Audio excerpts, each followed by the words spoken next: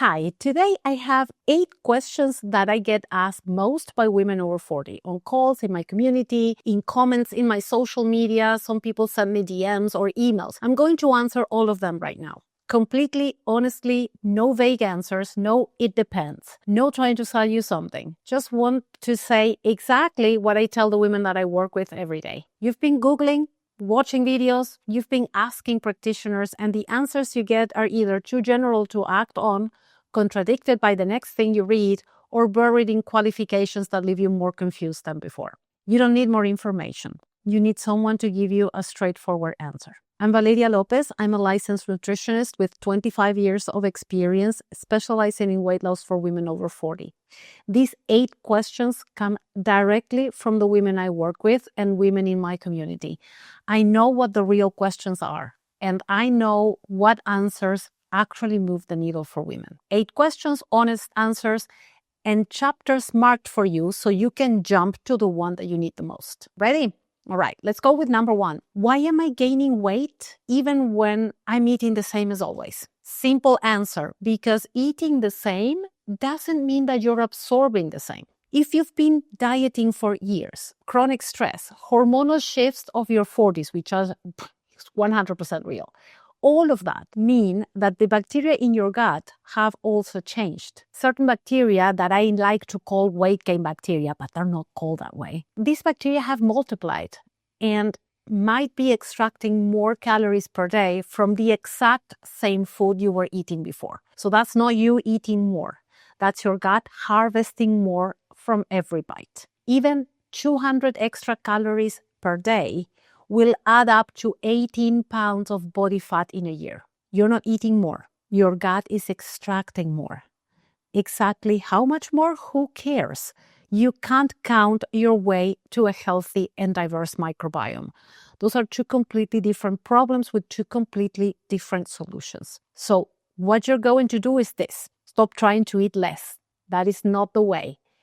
The way is to change the bacterial environment in your gut, which means changing what you eat, not how much. And also have a structure. Start your meal with fiber and healthy fat. Add a good 30 to 40 grams of high-quality protein at every meal, and that simple structure of your meal will start shifting the bacterial balance within days. Ready for number 2? Question 2 is another one that I get asked all the time, and it's also where the wrong answer is actively damaging women who are trying to do the right thing. This one is huge. Is intermittent fasting good or bad for women over 40? Answer, both. Depending on when, how, and who. Intermittent fasting is a beautiful, powerful tool that I love, but it's beautiful and powerful when your gut has been repaired, when you understand and acknowledge your stress levels and you're managing it. And also when you are timing both your fasting and your eating to your hormonal cycle. Now, fasting can be actively harmful when you are already stressed, sleep deprived, or in the second half of your cycle. Fasting in those conditions amplifies cortisol, increases insulin resistance, and makes hormonal disruption even worse. So if you're anxious, tired, waking up in the middle of the night with ruminating thoughts, don't try to do the trendy 16-8 fasting protocol.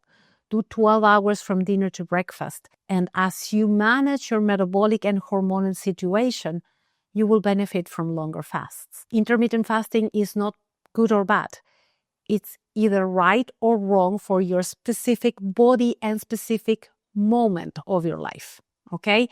That distinction is everything. Charlotte started intermittent fasting from a podcast recommendation, a podcast that I love, by the way. And within weeks, she was losing her words, not her weight.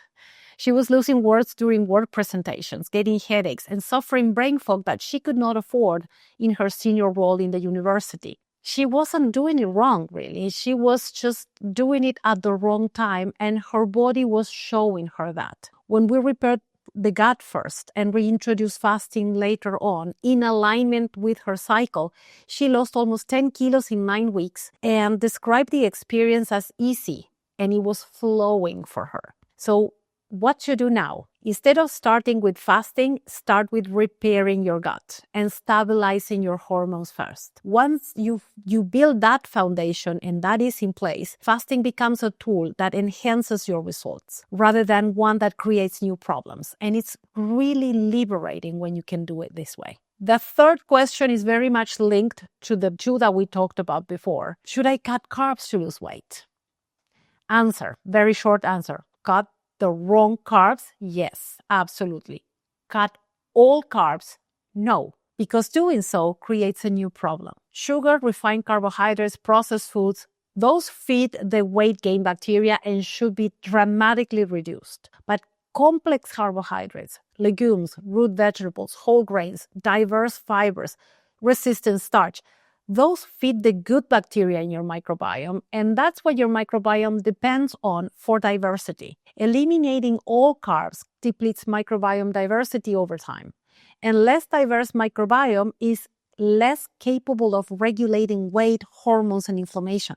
This is why a strict keto diet produces short-term results and then it stops. The microbiome is being depleted by the same approach that initially helped. The carbs to cut are the ones that feed the bad bacteria. The carbs to keep are those that feed the good bacteria. So the advice that says cut all carbs doesn't make that distinction, and it matters enormously. Plus, for most women in perimenopause, going low carb constantly and for a very long time can backfire and increase anxiety, cravings, sleep issues. Focus on this.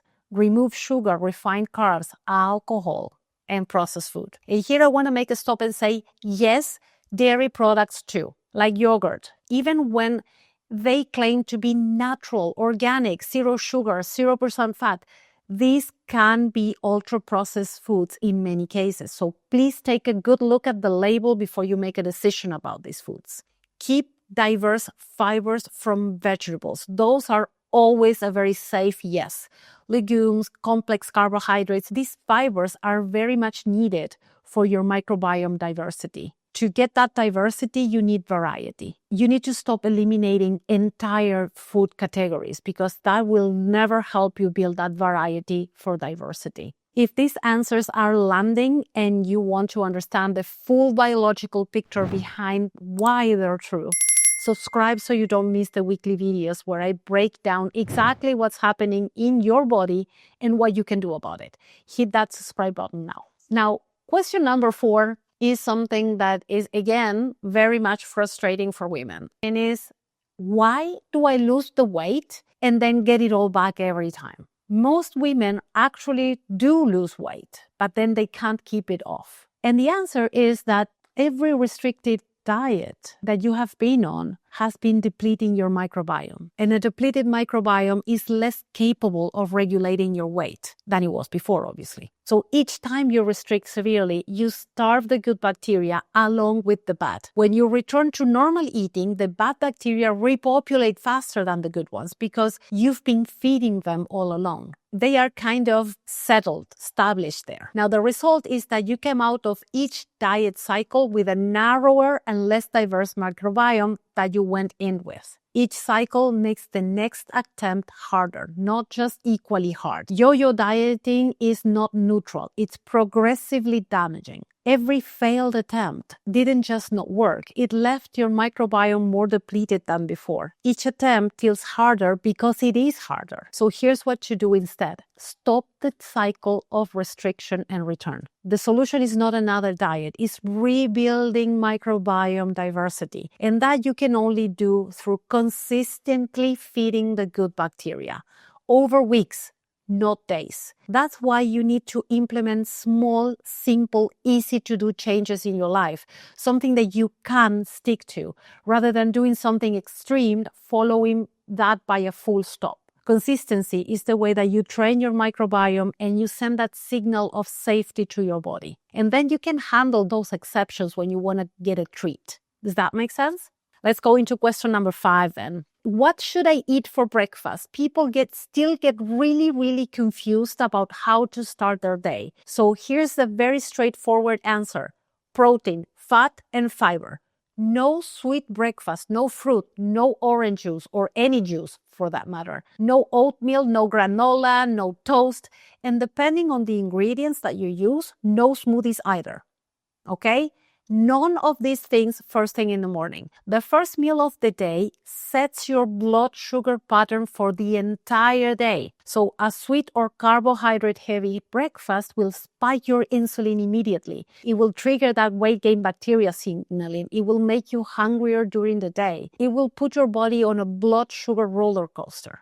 Okay? It will drive hunger, cravings, and it will keep you hooked to sugar for the rest of the day. A savory breakfast instead, something that is protein anchored, that's the exact opposite thing. It stabilizes your blood sugar from moment one of the day, from meal one. And it sends satiety hormones up to your brain and starves the bad bacteria. So you don't give them their morning fuel. Your breakfast is setting the tone for your hunger, cravings, and hormones for the entire day. A sweet breakfast is the most common mistake that I see, and it's actually the easiest one to fix. So here's the breakfast formula. Think protein first. So think of 2 to 3 eggs, not one. Leftover chicken or fish. If you're plant-based, tofu, edamame beans. Get a good quality protein and make it quite abundant. Add non-starchy vegetables like spinach, mushrooms. You can saute them. You can make an omelet with them, okay? Tomatoes, peppers, zucchini. There's such a huge variety of veggies. And never skip the healthy fat here because that will help you stabilize your blood sugar levels. Avocado, olive oil, a handful of nuts, almond butter, tahini. No added sugar to this, no fruit, no refined carbs at this meal. So here's what you can expect when you do this. If you have been eating sweet breakfast for years, which most people have, the first couple of days are going to feel very strange. So I hardly recommend you try this on a weekend because you will feel that it requires a bit more attention at first. And I don't want you to get stressed in the morning, given Tuesday when you have to take your kids to school and go to work and so on. Now, by day 3 to 5, hunger between breakfast and lunch drops significantly. And by day 7, you will feel the difference very clearly. Question number 6. This one is amazing. Exercise. Another thing that people are so worried about. How much exercise should I do if I want to lose weight after 40? Short answer is this. Less than you think and differently than you're doing it. For most women in their 40s and 50s and beyond who are already dealing with elevated cortisol from stress, with poor sleep, with hormonal transitions, adding intense daily exercises will raise cortisol even further. Increases insulin resistance, signals the body to store more fat rather than burning it. The answer is not more exercise. It's the right type of exercise at the right time. I regularly tell my clients to do less, and I watch them lose weight faster. And that is not a contradiction, it's just biology. What works after 40 is daily walking, 30 minutes a day. It lowers cortisol, it supports your metabolic health, it doesn't cause a stress response. If you're going to do strength training, absolutely go for it. Maybe 3 to 4 sessions a week, but not an hour. Only 20 to 40 minutes is enough to build muscle, support insulin sensitivity.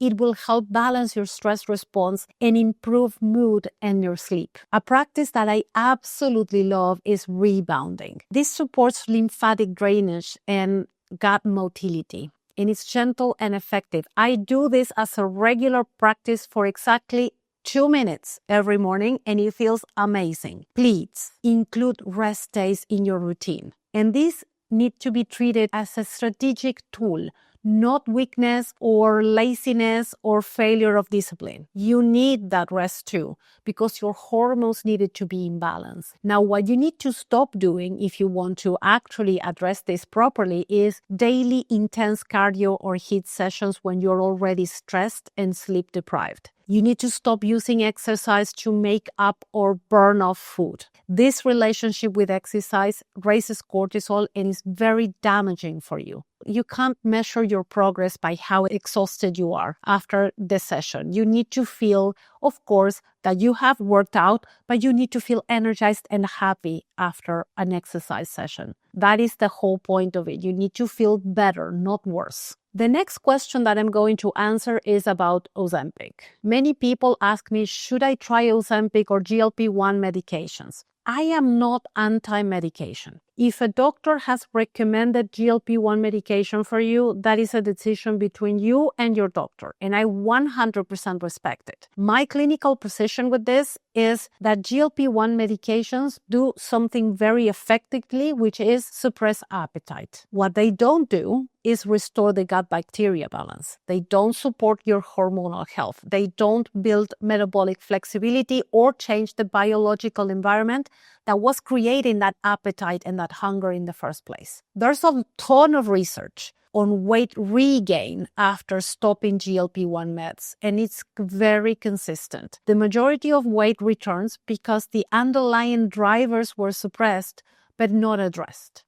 I believe in using GLP-1 medications in certain patients and use it as a tool, of course, together with the doctor, with a very clear exit strategy. Otherwise, you need to stay on the meds forever, which causes a variety of symptoms and nutritional deficiencies. Plus, there's a plateau that normally happens when you're on these meds alone. So Ozempic quiets the symptom. It doesn't fix what's creating it. Those are two different problems, and solving just one is obviously insufficient if you want long-term results. Ideally, you want to stop worrying about your weight forever, correct? So my position is that if you are currently on GLP-1 medication, use that window of reduced hunger to repair your gut, support your hormones, and build the eating patterns that you will sustain for the rest of your life when the medication stops. Medication as a bridge to biological change, 100% yes. Medication as a substitute for it, as a,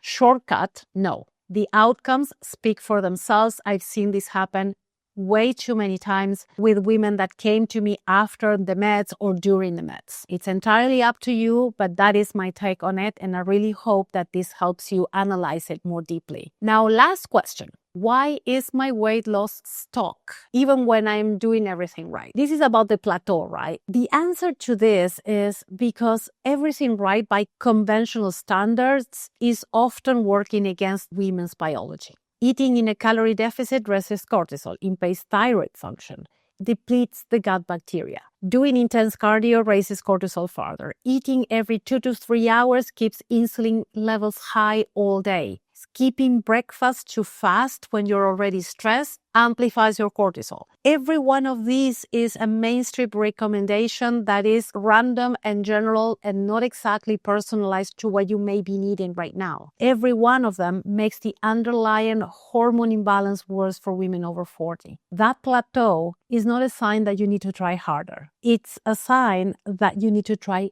differently. And I want to be completely honest here. A plateau can be a part of the weight loss journey. I see it happen. It's happened to me too. I am never concerned when I see that in my practice because I work really closely with my clients and we can understand what needs to happen next to unlock that next level of weight loss. What is your body ready for now? So in my experience, a plateau can be a very valuable piece of information that many women miss because they're working on their weight with these outdated and restrictive approaches. This is your body telling you it's reached a point when it's ready for another layer of care.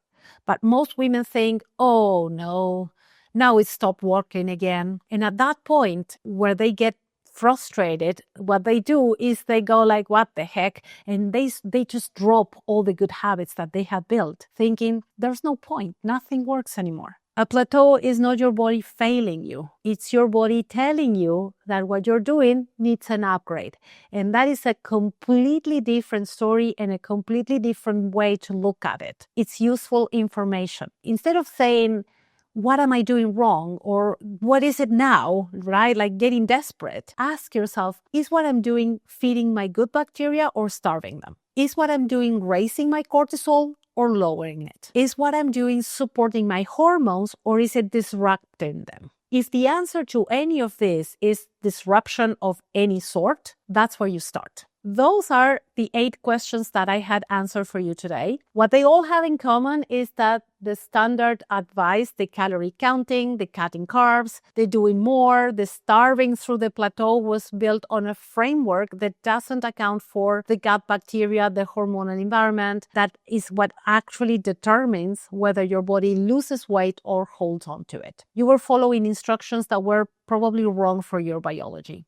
Now you know the difference, hopefully. So if I haven't answered it here, please drop your question in the comments. I will address it in a future video because these are your questions and this channel exists basically to answer them. If you want to understand the full story behind how I figured all of this out and why I know it works, I made a video sharing my personal journey. I spent my entire life fighting my body. And even then, nothing held until my 40s when everything finally clicked. At 49 now, I feel better than I did 10 or 15 years ago. That video explains exactly what changed and why. It's linked somewhere around here in the screen, so go watch that next. I really hope it helps. See you next time.